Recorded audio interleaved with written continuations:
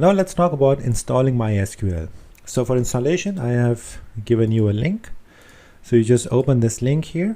And if you want to install the same version as mine, you can do 6.3.9.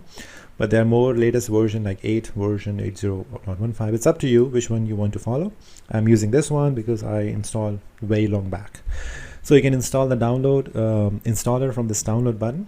And once you finish the installation, you will have MySQL like this. So I will close this one again and open that again. MySQL Workbench 6.3. And maybe you don't see anything here. This is what I made. So I will delete it for you. Delete all connections. Now, when you open the MySQL, it is blank like this. Okay, so the first connection we are going to make by click this plus, and it will ask you the connection name. Name you can give anything. For example, I give code and compile. That is my name, and I'll prefer to put this small.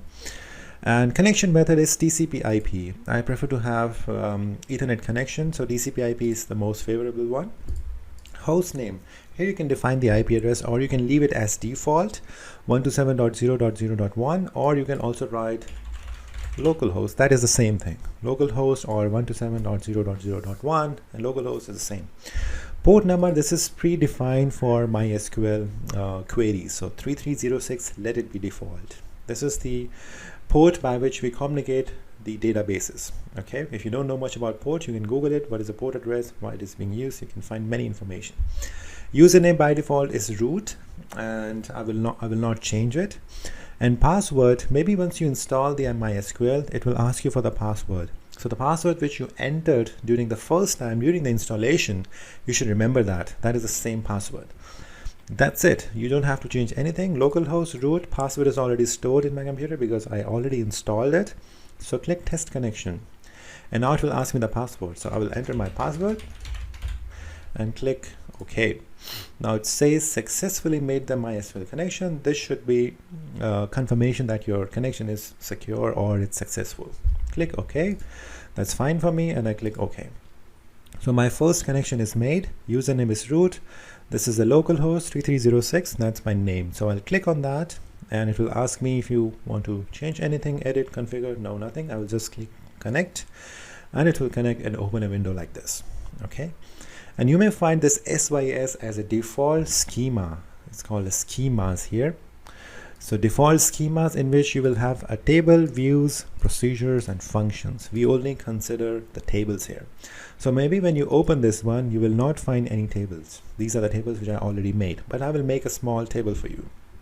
So right click on the table, click create table. Okay, when you create the table, here you have to give the table name. I will give test, that's my first table.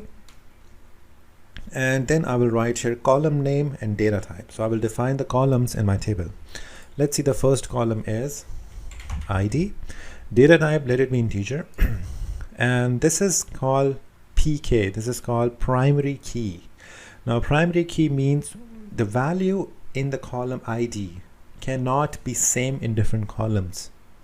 Okay, this will be a unique ID. I mean, if my column ID has value 1, the row 1 has, okay, I will explain you in the testing, but this is like a primary key which is unique. You cannot duplicate the values of the column. Okay.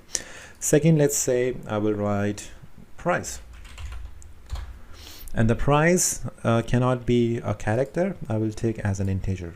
Okay, so I have two columns, ID and price, and ID is primary key. You can see here primary key, and not null means the value in the ID cannot be 0. The value in the price can be 0 because I did not check that. So it's up to you. So click apply, click OK, apply, finish. So this wizard has created a table. So if you see this table here, we have a test. Now let's see the value inside it. So what you have to do is right click, select rows, and you see the value is nothing inside. Now when you see, when I click right click and select, there is a command select star from sys.test. Now select star means this command will show all the values inside the table from sys, which is your schema, dot test, which means the table test.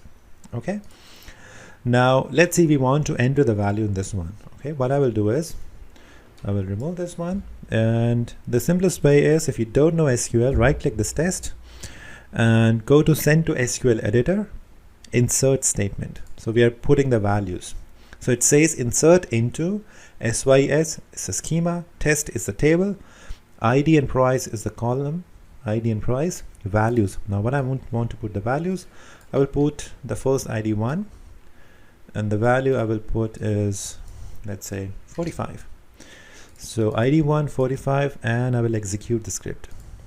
So once I execute the script, I have to see the values again. So what I will do is I will right click and select. So you see the values here, 1 and 45. Let's add another value. Now you see here, if I let it be 1 and I enter 67 and I execute the script, you see there is an error here. Duplicate entry for primary key. We cannot have 1 2 times in the column of ID. That's the thing I was talking about. So you have to change it to 2, and then I will execute the script and execute the script to see the value entered. So we have 267. Okay, now let me just write the script. You can in the bottom of this one, and let's add for 3. Now this 2 scripts will execute one after the other, so I will see the value as well after entering. Now we have 389. So similarly 411, so 411 is here, or 578. So you have understood how to insert the value in the SQL. Now we also have more commands. Let's see, we have another command. First was select all. Okay, select rows was to see the values, insert was to insert the value, and update is to update the value. For example, I say that I want to change this value of 89 to 45. So ID 3 should be 45. So when I see the update syntax, it says set. So I will not check the ID. Set the price, because we are changing the price of 89 to 45. Price to 45, where ID is equivalent to 3. So where ID is 3, it will change the value to 45. And I will put this command as well below this to get the values instantly. So update price 45 where ID is 3. So it will update this 89 to 45 where ID is 3. Let's see that.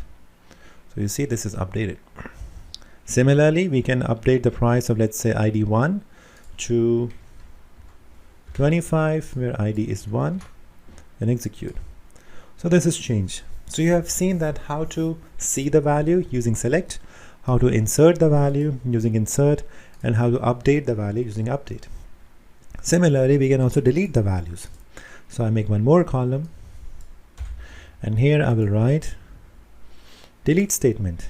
Delete from system text where, now where, let's say I want to delete the last ID, the last row, where I will just say ID is equivalent to 5, and I will copy this one again, paste here. So let's execute it. So you see the last ID is gone. If I say where ID is equivalent to 2, execute, 2 is gone. So that's how you can delete the ID, delete the rows. You can add the rows, update the rows. So this was the basic about MySQL. These 4 statements are very important: insert, update, select, and delete. Now there are many more ways to add the values. You can use where clause in a different way. You can take an average, you can take a sum. There are many different commands of SQL, which I will, if you're really interested in that, you can just go to, there are many websites to learn MySQL. For example, if you go to W3 Schools, it's a good website for learning SQL. You can learn SQL from here, I'm pretty sure. Where is SQL? Yeah, learn SQL. And here you can see all the commands of SQL, and you can learn it from here. They have several quiz as well to understand that. Okay, but in this SCADA we don't have to dig too much about SQL. I'm just going to explain you how to use this SQL in our visualizing screen. So basically I am using this data table in which we have these value in my SCADA screen here. Okay, so this was about how we can install the MySQL database and understand the basic commands of MySQL. Okay, so this video was about that. In the next video, I will tell you, this table is already linked, but I will tell you how to link this table which we just made in our SCADA screen, how to link the MySQL database to Ignition SCADA. Okay, that we will see in the next video. Thank you for watching.